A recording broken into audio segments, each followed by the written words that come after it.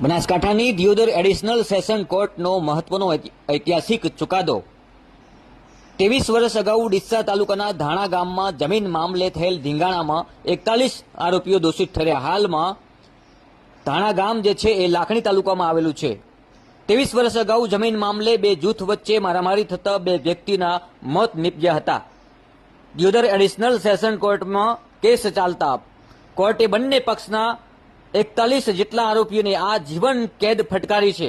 આપ જોઈ રહ્યા છો દ્રશ્યમાં આ 41 આરોપીઓને આજીવન કેદની સજા ફટકારવામાં આવી છે। દિયોદર એડિશનલ સેશન કોર્ટે ઐતિહાસિક ચુકાદો આપતા આજીવન કેદની સખત સજા ફટકારવામાં આવી છે। જમીન વિવાદ મામલે 23 વર્ષ અગાઉ બે જૂથો આમને સામને આવ્યા હતા। બંને જૂથો વચ્ચે મારામારી થઈ હતી।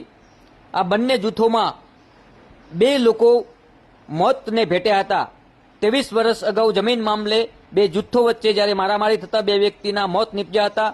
દિયોદર એડિશનલ સેશન કોર્ટે 41 આરોપીઓને આજીવન કેદની સજા ફટકારવામાં આવી છે। જમીન વિવાદ મામલે 23 વર્ષ અગાઉના કેસમાં આજે એક ઐતિહાસિક ચુકાદો દિયોદર એડિશનલ સેશન કોર્ટે આપ્યો છે। 23 વર્ષ અગાઉ આગથલા પોલીસ મથકે સામસામે બંને પક્ષે ફરિયાદ નોંધાવી હતી। મારામારીના બંને પક્ષમાંથી બે વ્યક્તિના મોત નીપજ્યા હતા।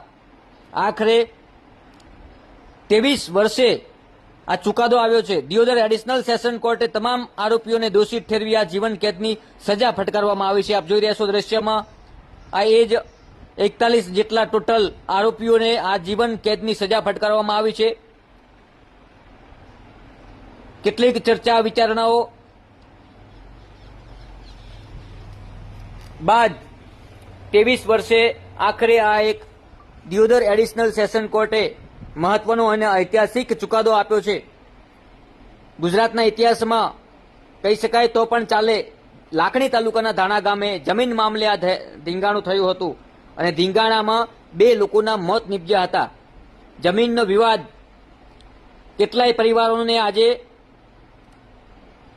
બરબાદ કર્યા કહી શકાય, કારણ કે 41 જેટલા લોકોને આજીવન કેદની સજા ફટકારવામાં આવી છે। કહી શકાય કે 41 જેટલા પરિવારો બરબાદ થયા। કોઈ પણ ગુનાહિત પ્રવૃત્તિ પહેલા